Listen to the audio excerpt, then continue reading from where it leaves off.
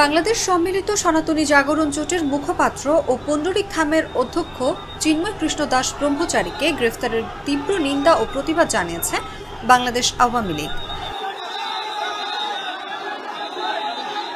একই সঙ্গে অনতিবিলম্বে তার মুক্তি দাবি করেছে দলটি।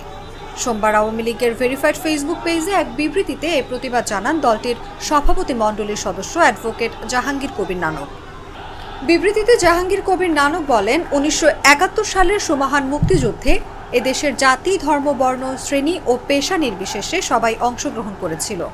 মুসলমান, হিন্দু, বৌদ্ধ, খ্রিস্টানের সম্মিলিত রক্তের স্রোতধারায় বাংলাদেশ রাষ্ট্রের অভ্যুদয় ঘটে। স্বাধীনতা সংগ্রামে সনাতন ধর্মাবলম্বীদের অংশগ্রহণ ও ত্যাগ অনস্বীকার্য।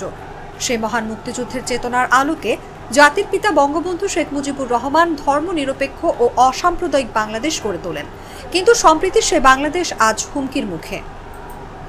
তিনি বলেন, বাংলাদেশকে এখন সাম্প্রদায়িক সহিংসতার জনপদে পরিণত করা হয়েছে। অগণতান্ত্রিক এই সরকার দায়িত্ব নেওয়ার পর সবার টুটি চেপে ধরার চেষ্টা করছে। রাজনৈতিক মতের পাশাপাশি ধর্মীয় বিশ্বাস ও মত প্রকাশ এবং আচার অনুষ্ঠানের উপর এক অলিখিত নিষেধাজ্ঞা আরোপ করেছে। কোনো সম্প্রদায়ের মানুষের জীবন আজ বাংলাদেশে নিরাপদ নয়। সর্বত্র সাম্প্রদায়িকতার বিষবাষ্প ছড়ানো হচ্ছে। নানক অভিযোগ করেন, এই সরকারের প্রত্যক্ষ মদতে সনাতনী ধর্মাবলম্বী সহ বৌদ্ধ, খ্রিস্টান সম্প্রদায়ের ধর্মীয় প্রতিষ্ঠানে হামলা, ভাঙচুর, লুটপাট, অগ্নিসংযোগ ও নির্বিচারে তাদেরকে হত্যা করা হয়, যা গণহত্যার শামিল। ভিন্ন ধর্মাবলম্বীরা, বিশেষ করে সনাতনী ধর্মাবলম্বীরা এর প্রতিবাদ করার জন্য ঐক্যবদ্ধ হয়। তাদের সুরক্ষা নিশ্চিত করার জন্য সরকারের প্রতি বিভিন্ন দফা সম্বলিত দাবি জানায়, কিন্তু ইউনূস সরকার সেদিকে ভ্রুক্ষেপ না করে দমন পীড়নের পথ বেছে নেয়।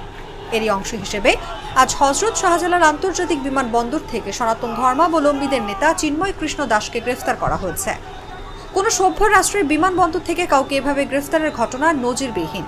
তাকে এভাবে গ্রেফতার করায় আমরা বাংলাদেশ আওয়ামী লীগের পক্ষ থেকে গভীর উদ্বেগের সঙ্গে তীব্র নিন্দা ও প্রতিবাদ জানাচ্ছি। অনতিবিলম্বে তার নিঃশর্ত মুক্তি দাবি করছে।